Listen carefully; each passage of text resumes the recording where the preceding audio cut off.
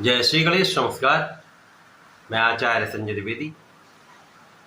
मेरे समस्त प्रबुद्ध दर्शकों का मेरे चैनल पर हार्दिक स्वागत है। प्रिय दर्शकों, आज मैं युवराज बुध के राशि परिवर्तन प्रभाव को लेकर आपके सम्मुख उपस्थित हूँ। बुध 30 अगस्त को अपनी राशि का परिवर्तन करने जा रहे हैं तथा 9 ग्रहों में राजा सूर्यदेव की राशि सिंह राशि में प्रवेश करने जा रहे हैं। नैसर्गिक रूप से सूर्य और बुध का महामित्र का भाव है। इस प्रकार से सूर्य की राशि में जब ये प्रवेश करेंगे तो यहां पर अनुकूलता बढ़ने वाली है। बुध का प्रभाव पहले से कई गुना बढ़ने वाला है।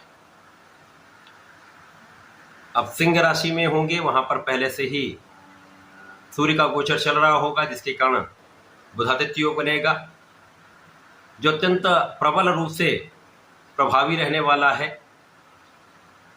परंतु यदि हम समस्त स्थितियों को देखें तो यहाँ पर ये सूर्य और बुध का महायोग तो बन रहा है, परंतु ये राहु की दृष्टि के प्रभाव में हो। राहु की दृष्टि के प्रभाव में आने से सूर्य पर ग्रहण लग जाएगा, तब बुध जड़ दोष में पहुंच जाएगा।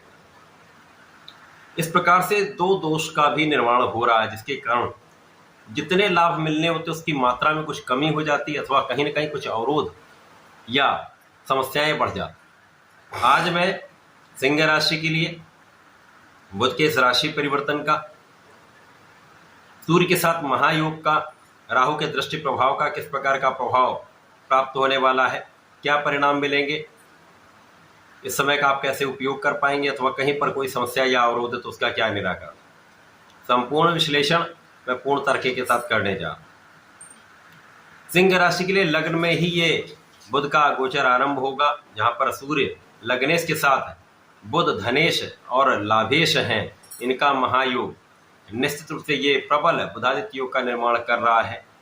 परंतु जैसा कि यहाँ पर हमारी बात हुई, जिसमें राहु का दृष्टि प्रभाव ग्रहण और जड़ दोष भी बना रहा, तो इस समय में यदि आप अपने बुद्धि बल का, अपनी शिक्षा का, अपने सामर्थ्य का, अपनी नेतृत्व की क्षमता का, अपनी योग्यता का सही उपयोग करते हैं तो ये समय आपके लिए अत्यंत महत्वपूर्ण भी रहने वाला है, अच्छा लाभ देने वाला है। ज्योतिष के नियमानुसार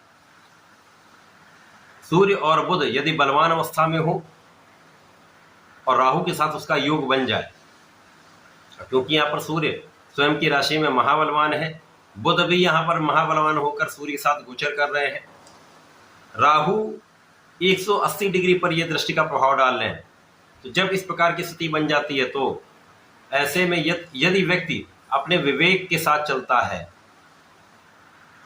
जल्दीबाजी नहीं करता है, क्रोध नहीं करता है, वाणी का सही उपयोग करता है, तो इस समय का महालाभ भी लेता है।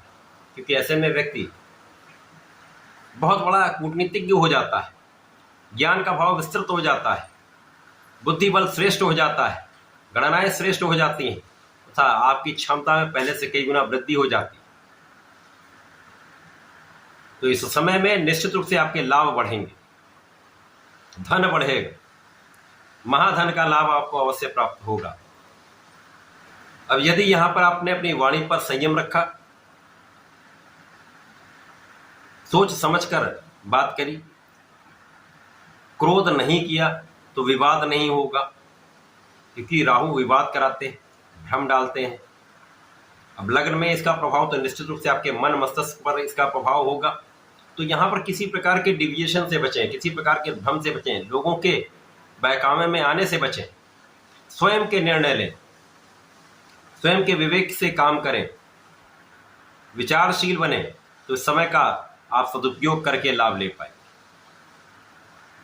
इस समय यदि आप चाहेंगे तो आप अपना संपूर्ण प्रयास करके अपनी इच्छाओं की पूर्ति कर सकते हैं। यद्यपि जो भी आप कार्य करेंगे उसमें लाभ अवश्य मिलेगा, परंतु उसके लिए आपको संपूर्ण प्रयास करना पड़ेगा, लगना पड़ेगा, आसानी से नहीं मिले, लेकिन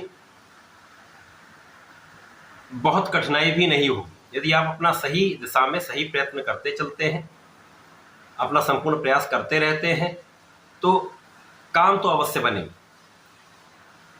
इस समय में किसी भी निर्णय पर जाने से पहले या कागज पर हस्ताक्षर करने से पहले विधिवत उसको जानकारी ले लें, समझ लें, तब उसके बाद आगे बढ़ें।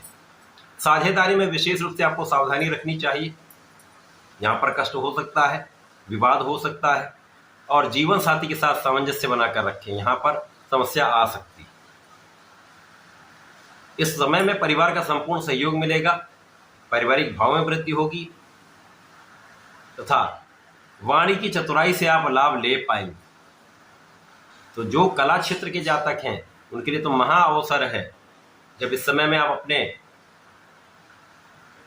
समय का उपयोग करके महालाभ का अर्जन करने जा रहे हैं।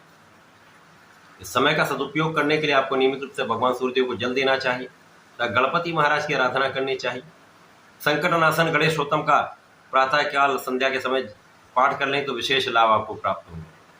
तो ऐसा करके इसका लाभ लें। धन्यवाद, नमस्कार।